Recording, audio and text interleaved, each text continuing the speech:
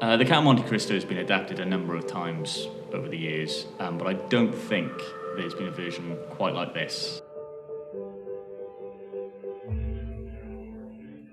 I think everyone should see this show because the book is so famous, it's like part of general knowledge to know that, but it's seriously like this big.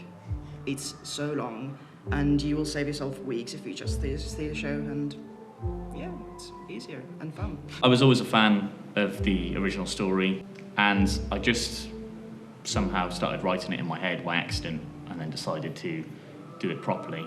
And here we are, going to Edinburgh.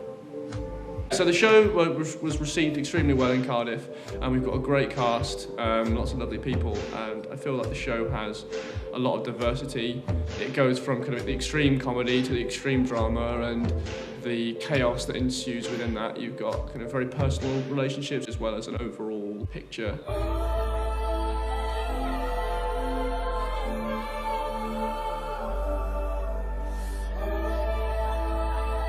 It's quite fun being able to play with a character that's not necessarily a nice person.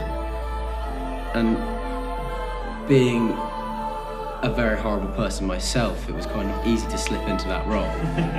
I find it quite difficult to do that. But it was also quite fun being able to kind of play with whether he was actually a bad person or more of a fool that just kind of made the wrong decisions along the way.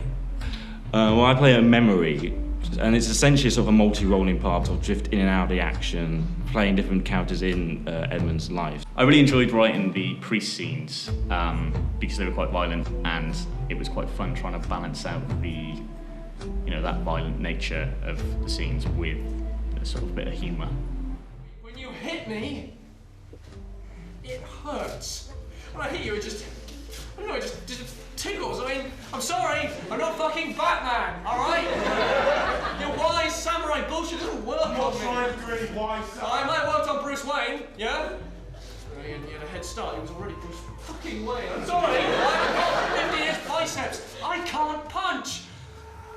I'm Edmund Dantes. I'm not gonna hurt you or anyone. It's always fun to play a character who's quite ambiguous. You never really know where Priest is coming from, or even if he's wholly sane. So it's very interesting. He's not just a brute. He's quite a complex sort of person as well. Well, in real life, I'm like a really nice person and very adorable. And Winifred is, she's a bitch. My father is the head of one of the biggest trading firms in the country. And you are a little more than a tea boy. She just doesn't care. Like, if I can have a slightly bigger profit and send a person to jail for their entire life, nice knowing you. You use kind of your own experiences of life and you kind of blow them out of proportion and you use them. Everyone's been wronged in some way, I think, but I've not been that badly wronged, thankfully. I think this version is quite unique in the way that it plays on concepts of memory and how possible trauma that occurs can alter people's perception of their own past. It's a new and modern take with new writing on an older story, and it's great. Come see.